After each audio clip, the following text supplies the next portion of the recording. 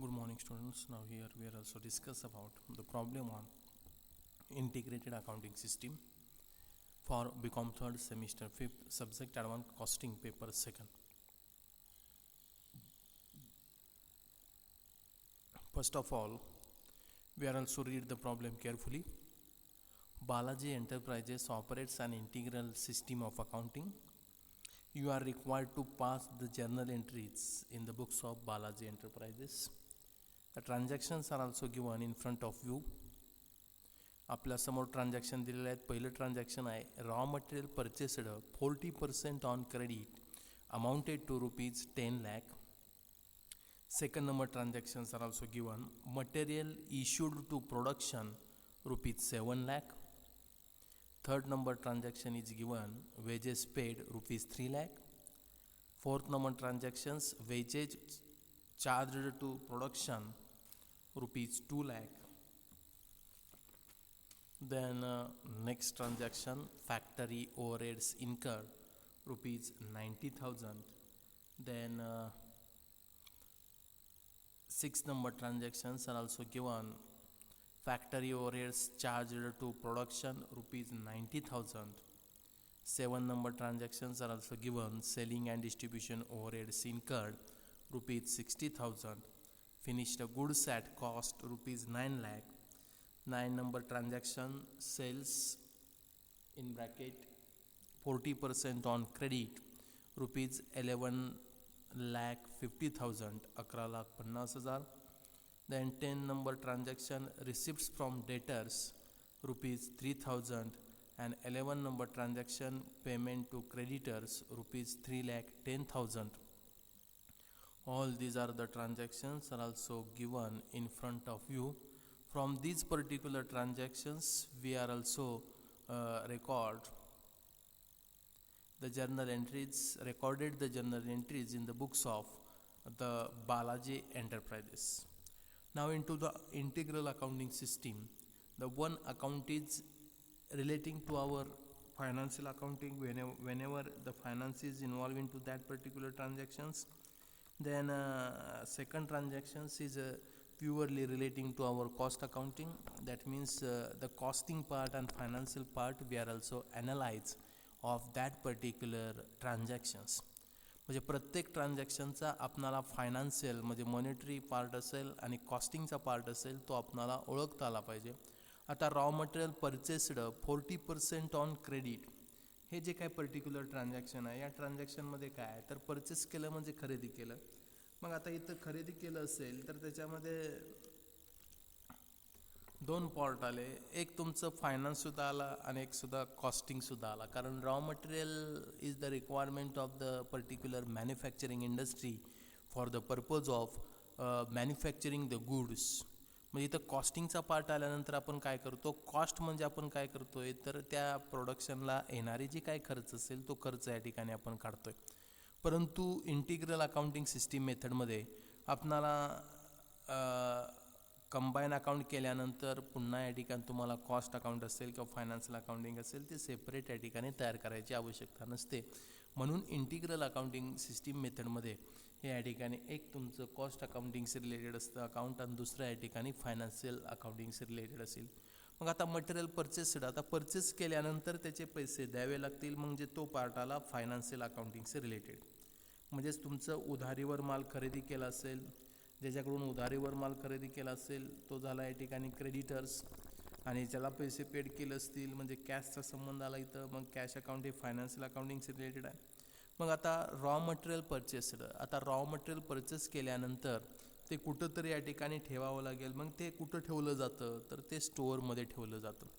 मग इथं आपण या ठिकाणी रॉ मटेरियल कम्स इन एक अकाउंट या ठिकाणी आपण यूज करू शकतो कॉस्ट अकाउंटिंगचं. रॉ मटेरियल कम्स इन ते कुठे येणार आहे स्टोअरमध्ये. मग त्याचं अकाउंट कुठलं घेणार आपण store ledger control account debit. म्हणजेच काय तर raw material comes in the store. क्रेडिटला काय येणार आहे the credit what goes out काय गेलेलं आहे कॅश गेलेली आहे. म्हणजे परचेस केल्यानंतर 40% ऑन क्रेडिट म्हणजे रिमेनिंग 60% काय असणार आहे तर ते कॅश असणार आहे. 60% रिमेनिंग ऑन कॅश म्हणजे कॅश गोज आउट म्हणजे क्रेडिट साईडला 60% अमाऊंट कशाची येईल तुमची कॅश येईल आणि राहिलेलं जे काय असेल ते क्रेडिटर्स येतील. म्हणजे एंट्री कशी होईल याची, तर store ledger control account debit to cash account to sundry creditors account. नॅरेशनमध्ये आपण रॉ मटेरियल परचेस्ड असं सुद्धा या ठिकाणी लिहू शकतो किंवा कॅश ऑब्लिक बँक अकाउंट. मग आपण आता इथं जर्नल एंट्रीज या ठिकाणी करूयात. आपल्याला टेबल इन्सर्ट करावं लागेल. पहिलं सिरियल नंबर किंवा डेट, दुसरा कॉलम असतो पर्टिक्युलरचा, तिसरा डेबिट, चौथा क्रेडिट. सिरियल नंबर और डेट, पर्टिक्युलर्स, डेबिट, क्रेडिट, या पद्धतीनं सिम्पल असा फॉर्मॅट आहे. फक्त आपणाला वर या ठिकाणी स्टार्टिंगलाच लिहावं लागेल. कुणाच्या बुक्समध्ये आपण एंट्री करतोय ते लिहिणं आवश्यक आहे. मग आपण सोल्युशन पाहूयात. सोल्युशन, त्यामध्ये in the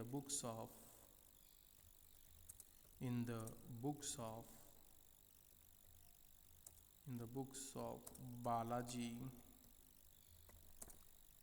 enterprises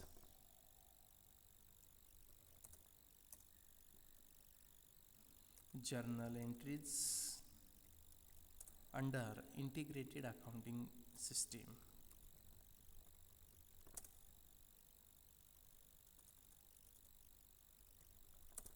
Journal entries under integrated accounting system.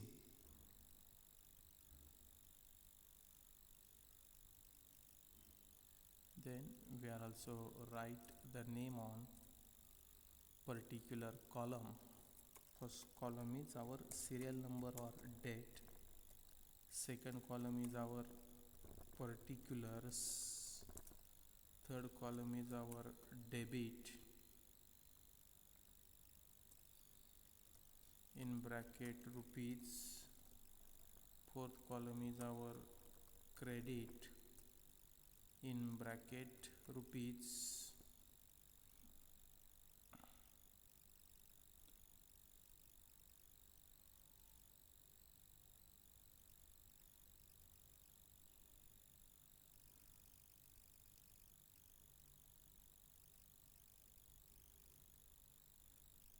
The first number transactions we are also analyze here.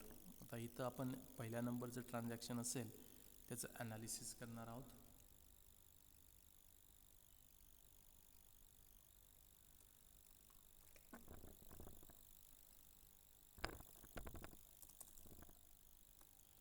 याच्यामध्ये काय आहे तर पहिल्या नंबरच्या ट्रान्झॅक्शनमध्ये रॉ मटेरियल परचेस म्हणजेच काय होणार आहे तर raw material comes in store. That means it is related to cost accounting. Store म्हणलं की कशाच्या रिलेटेड आलं, कॉस्ट अकाउंटिंगशी. त्यानंतर रोखीनं खरेदी केलं असेल म्हणजेच cash goes out. It is also related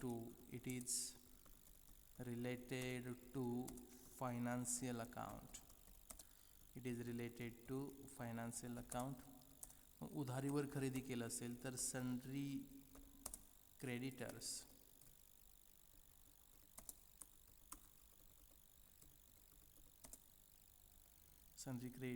it is also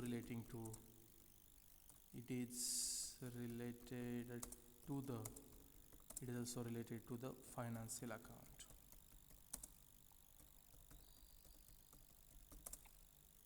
मग एंट्री होताना कशी होणार, raw material comes in the debit what comes in कुठं स्टोअरमध्ये. मग त्याच्याच रिलेटेड कुठलं अकाउंट असतं तर store ledger control account debit. Entry काय होणार, store ledger control account debit to cash goes out म्हणजे to cash oblique bank account. त्यानंतर टू क्रेडिटर्स अकाउंट. आता याच्यामध्ये स्टोअर लेजर किती किमतीचं खरेदी केलेलं आहे, I think so 10 lakh rupees. जे अमाऊंट कॉलममध्ये स्टोअरमध्ये मटेरियल जे आलेलं आहे ते 10 लाख रुपयाचं आलेलं आहे. त्यामध्ये काय सांगितलेलं आहे तर त्यामध्ये 40% ऑन क्रेडिट म्हणजेच 4 लॅखचं काय ऑन क्रेडिट आहे, 6 लॅखचं काय असेल कॅश असेल. म्हणजेच या ठिकाणी काय होणार आहे तर एंट्री होत असताना store ledger control account debit 10 lakh, cash oblique bank 6 lakh आणि क्रेडिटर्स अकाउंट 4 लॅख. नॅरेशन काय येणार आहे मटेरियल परचेस्ड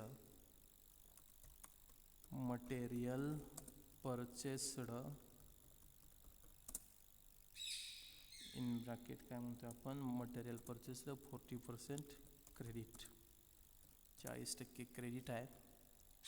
ही झाली आपली journal entry. Second number transaction material issued to production. इथं कोणताही फायनान्सचा या ठिकाणी काय संबंध नाही, म्हणजे कोणत्याही प्रकारची कॅश असेल त्या कॅशची देवाणघेवाण झालेली नाही. मग आता कॅशची देवाणघेवाण झाली नसेल तर इथं मग काय होणार आहे, जे कॉस्ट अकाउंटिंगमध्ये जे इन्व्हॉल्वमेंट असतील अकाउंट तेच आपण काय करणार आहे या ठिकाणी ते घेणार आहे. म्हणजे इथं मटेरियल इश्यूड टू प्रोडक्शन म्हणजेच ते मटेरियल काय होणार आहे तर material is goes out from कुठून store, material is goes out from store आणि मटेरियल कम्स इन, मटेरियल कुठं जाणार आहे ते प्रोडक्शन म्हणजे वर्क इन प्रोसेसमध्ये, म्हणजे मटेरियल कम्स इन कुठे येणार आहे तर ते वर्क इन प्रोसेसमध्ये येणार आहे. कुठं येईल ते वर्क इन प्रोसेस. म्हणजे debit what comes in and credit what goes out. म्हणजे डेबिट कशाला द्यावं लागेल तर work in process account debit goes out कुठून झालेला आहे स्टोअरमधून गोज आउट झालेला आहे. म्हणजे क्रेडिट कशाला द्यावं लागेल तर स्टोअर लेजर कंट्रोल अकाउंटला. म्हणजेच मटेरियल इश्यूड टू प्रोडक्शन त्याची एंट्री काय होणार आहे मग त्याची एंट्री होईल work in process account debit to store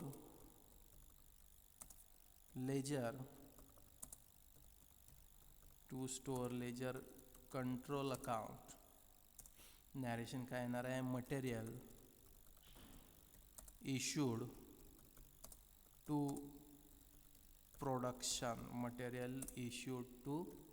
production. Amount कॉलममध्ये त्याची अमाऊंट किती आहे 7 lakh 7 lakh material issued to production 7 lakh 7 lakh. तिसरं third transaction is relating to our wages paid. That means one part is our relating to cost accounting. That means at the time of determination of cost we are also find out the cost of that particular material as not a material, that particular product. The wages are also the part of the cost accounting. म्हणजे wedges म्हणजे वेतन असेल ते वेतन हा कॉस्टिंगचा एक part येतो. म्हणजे इथं वेजेस अकाउंट एक आलं आणि दुसरं अकाउंट कुठलं आलं आपलं कॅश अकाउंट. म्हणजे one accounting is related to the financial account and one accounting is related to cost account. That means the wages account is relating to the cost account. Because why? Because of at the time of determination of the cost we are also find out the cost of that particular material, not a material, that particular product. त्यावेळेस आपण wedges account हे consider करत असतो. आणि cash account म्हणलं की हे ठिकाणी फायनान्शियल अकाउंटशी रिलेटेड आहे. म्हणजे इथं एंट्री होत असताना वेजेस पेड आहेत म्हणजे कॅश गोज आउट आहे, म्हणजे कॅश अकाउंट येईल क्रेडिटला. वेजेस हा झाला तो खर्च, म्हणजेच काय या ठिकाणी एक्सपेंडिचर किंवा एक्सपेंडिचर म्हणण्यापेक्षा तो कॉस्ट अकाउंटिंगचा या ठिकाणी पार्ट आहे, म्हणजे तो डेबिटला घेतला पाहिजे. म्हणजे इथं तिसरी एंट्री काय होणार आहे वेजेस पेडची. तर या ठिकाणी wages control account debit,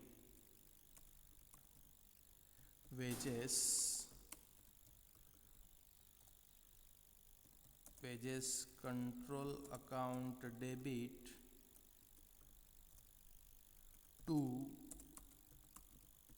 cash account, narration येणार आहे wages paid, wages control account debit to cash account, narration येईल आपली वेजेस पेड. किती अमाऊंट आहे 3 लाख, म्हणजे अमाऊंट कॉलममध्ये 3 lakh 3 lakh 3 lakh 3 lakh.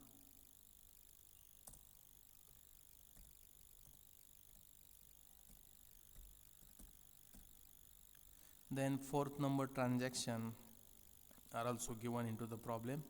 Wages charged to production rupees 2 lakh.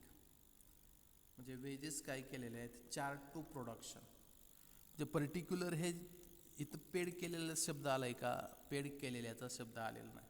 म्हणजे फक्त चार्ज करायचे आहेत, म्हणजे काय करायचे दाखवायचे. तर वेजेस चार्ज टू प्रोडक्शन ह्याची एंट्री कशी होणार आहे, तर आता इथं बघा, तर वेजेस चार्ज टू प्रोडक्शन हे करत असताना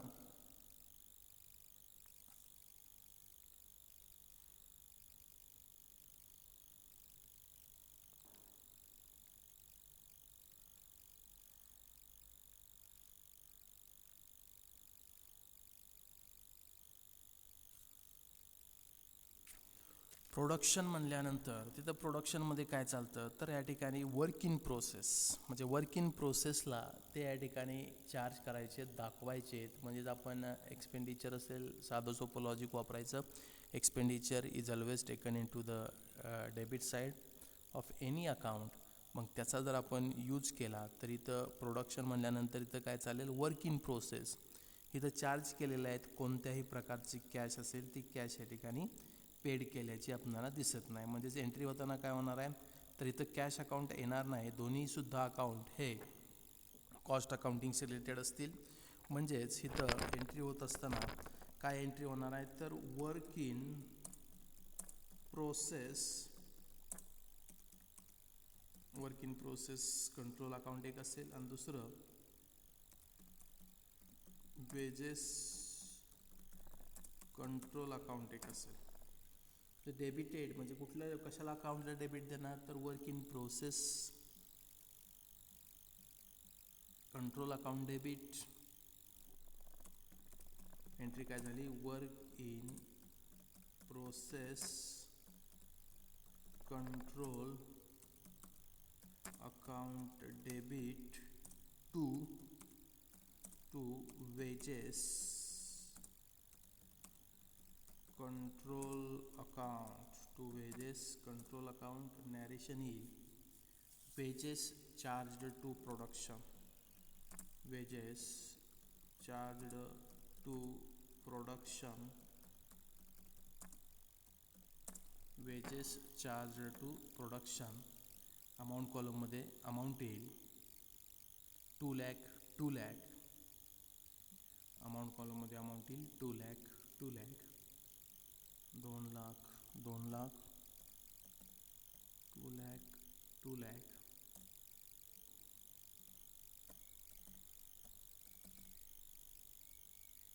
Then fifth number transaction, factory overheads incurred, factory overheads incurred.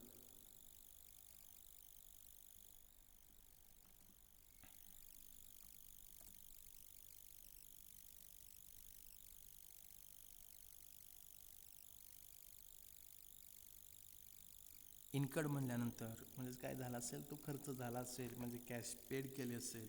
म्हणजे एंट्री होत होताना काय होणार आहे, factory overheads control account debit to cash oblique bank account. म्हणजे एंट्री काय होणार आहे याची 5th नंबरची entry factory overheads control account debit, factory overheads control account debit to cash oblique bank account. Narration काय येणार आहे, factory overheads incurred, factory overheads incurred. Amount कॉलममध्ये त्याची अमाऊंट येईल factory overheads incurred 90,000 90,000 90,000 90,000 90,000 90,000. Then 6 number transaction. Factory overheads charged to production amounted to rupees 90,000. आता production म्हणलं की work in process, म्हणजे एंट्री होताना काय होणार आहे, work in process control account debit to factory overheads control account, to factory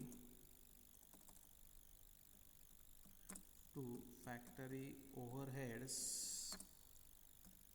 control account, to factory overheads control account. Narration काय येईल, नॅरेशन येईल आपली factory overheads charge to production. Narration काय येणार आहे, factory overheads charge to production. Amount कॉलममध्ये 90,000 90,000, amount कॉलममध्ये 90,000 90,000. Narration येईल factory overheads charge to production, factory overheads charge to production. Then 7 number transaction.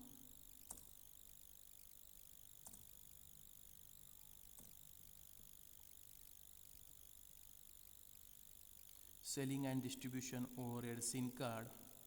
Entry होताना काय होणार आहे, selling and distribution overheads control account debit to cash oblique bank account. म्हणजे entry selling and distribution overheads control account debit to cash oblique bank account, to cash oblique bank account. Narration काय येणार आहे, selling and distribution overheads incurred, selling and distribution overheads incurred. Amount कॉलममध्ये त्याची amount येईल 60,000 60,000 60,000 60,000 60,000 60,000. Then 8 number transaction. Finished goods at cost, finished goods at cost.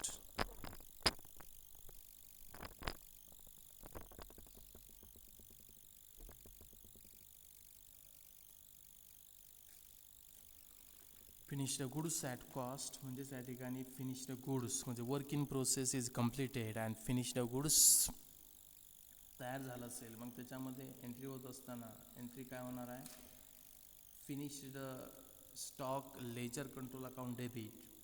म्हणजे entry finished stock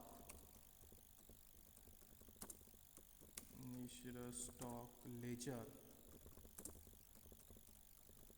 control account debit to work in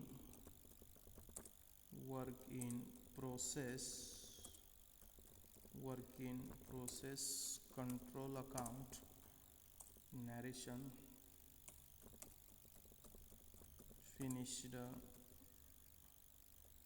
goods at cost, amounted to rupees. मग amount कॉलममध्ये त्याची amount येईल finished goods at cost 9 lakh 9 lakh 9 lakh 9 lakh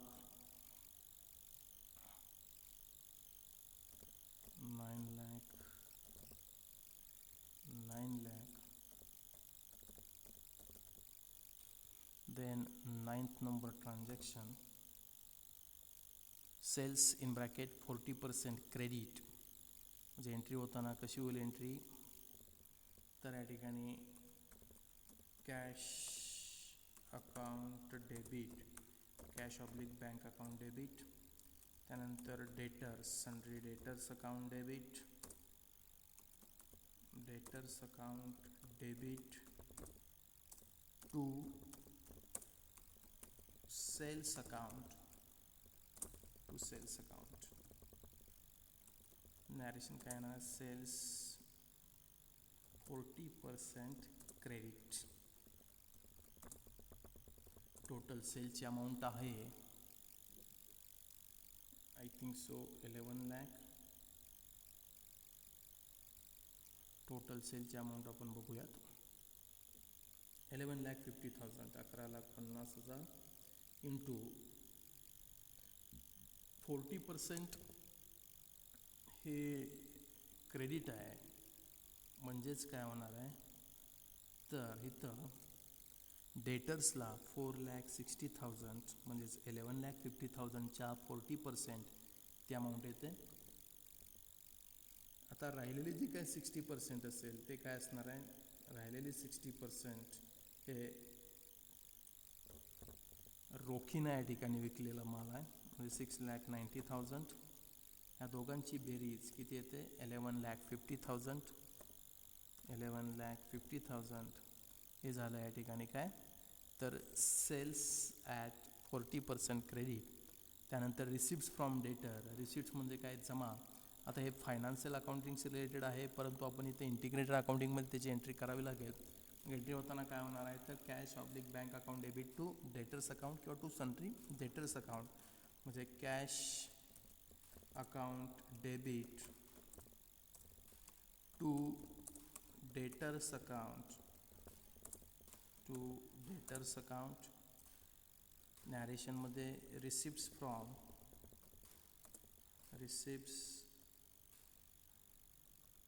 from debtors. Amount कॉलममध्ये amount किती amount आहे ते आपण पाहूयात, 3 लाख, 3 लाख. अमाऊंट कॉलममध्ये किती येणार, 3 लाख, 3 लाख, 3 लाख, 3 लाख. म्हणजे कॅश कम्स इन आणि गिवर ऑफ कॅश कोण आहे, तर डेटर आहे. आता पेमेंट टू क्रेडिटर्स म्हणजेच काय होणार आहे, तर कॅश गोज आउट, म्हणजे कॅश अकाउंट येईल क्रेडिटला. अँड रिसिव्हर ऑफ कॅश कोण आहे, तर क्रेडिटर्स, म्हणजे एंट्री होताना काय होणार आहे, sundry creditors account debit to cash oblique bank account, to cash oblique bank account. Narration payment to creditors, payment to creditors. Amount कॉलममध्ये 3,10,000, 3,10,000, 3,10,000, 3,10,000. अशा पद्धतीनं आपल्या या ठिकाणी जर्नल एंट्रीज असतील, त्या जर्नल एंट्री पूर्ण झालेल्या. आणि शेवटचा कॉलम येतो आपला टोटलचा. शेवटचा कॉलम कुठला येतो, टोटल. मग टोटल कॉलमचे या ठिकाणी आपण टोटल करूयात.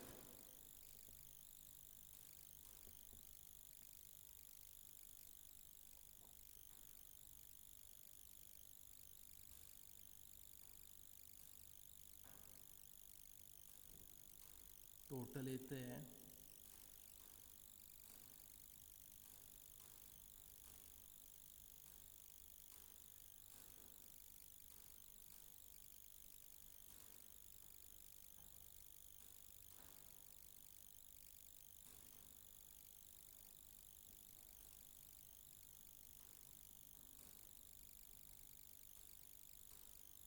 +2, 2, 5, 12,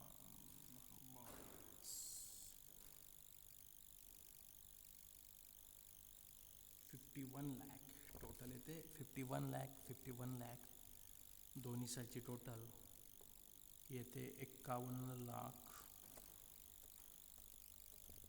51 लाख म्हणजे अशा पद्धतीनं आपलं जे काही जर्नल एंट्रीज असतील ते इंटिग्रेटेड अकाउंटिंग सिस्टीम मेथडच्या त्या ठिकाणी पूर्ण झालेल्या आहेत. आता नेक्स्ट लेक्चरला आपण लेजर पोस्टिंग कशा पद्धतीने होईल ते सुद्धा या ठिकाणी पाहण्याचा प्रयत्न करणार आहोत. परंतु आपणाला सिलेबसमध्ये जर्नल एंट्रीज या ठिकाणी आहेत आणि त्यानंतर मग costing P and L account हे तुम्हाला पेपर फर्स्टमध्ये या ठिकाणी आहेच.